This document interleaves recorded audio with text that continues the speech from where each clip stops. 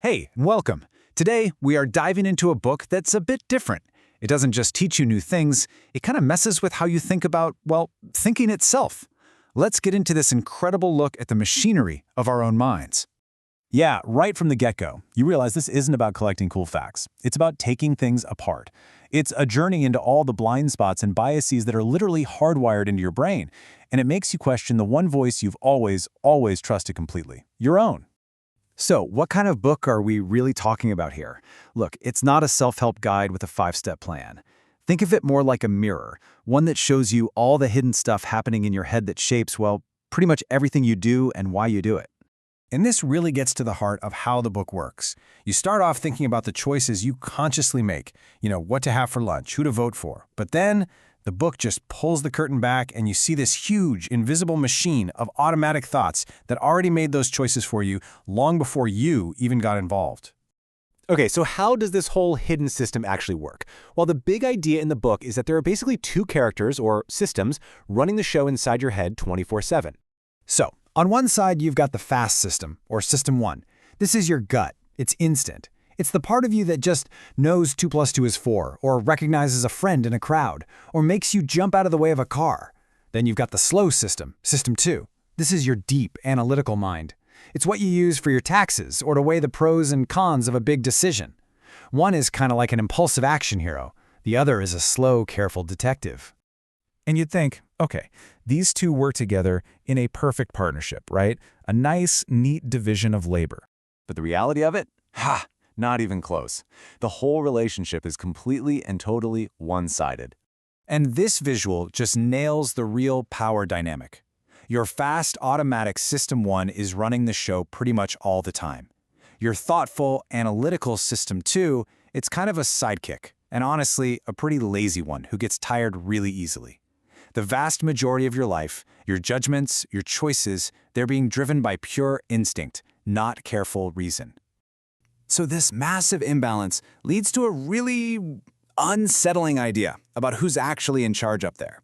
We like to think we're the authors of our thoughts, but a lot of the time, we're just the narrators, telling a story about something that already happened. And this is the absolute kicker. Your fast system creates an impression, a feeling, a gut reaction. Then, your slow, rational mind jumps in to build a perfectly logical-sounding story to justify that feeling. It's basically a PR agent for your instincts, convincing you that your decision was totally based on reason, when it was actually an automatic reaction from the get-go. So why is our brain built this way? Simple. Because real, deep thinking, using that slow system, is incredibly hard work. It burns a ton of mental energy. So, to save fuel, our brain defaults to these mental shortcuts. They get you to a pretty good answer really fast, but the catch is they're prone to making the same kinds of mistakes over and over again.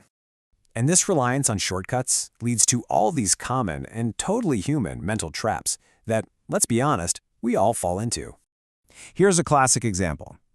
The pain you'd feel from losing $20 is way stronger than the joy you'd feel from finding $20.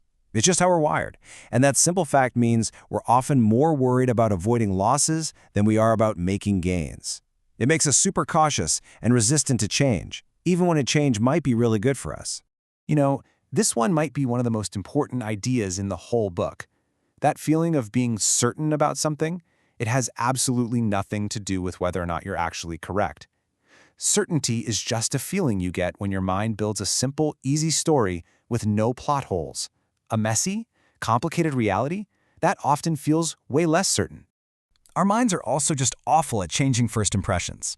The second we form an opinion, this thing called confirmation bias kicks in.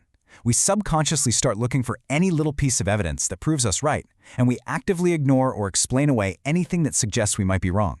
It creates this feedback loop that makes our initial beliefs stronger and stronger over time. And if that wasn't enough, the very data we use to make decisions, our own memories, is totally unreliable. See, your memory isn't like a video recording that you can just play back. Every single time you remember something, you're actually rebuilding it from scratch. And in that process, details get changed, left out, or even made up. It means every decision you base on past experience is built on a foundation of sand.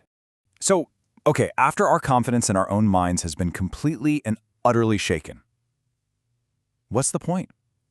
What are we supposed to do with all this? And this really is the most important takeaway. You can't just get rid of System 1 or eliminate these biases. They're part of the operating system. The whole point of the book isn't to give you a quick fix to become a perfectly logical robot.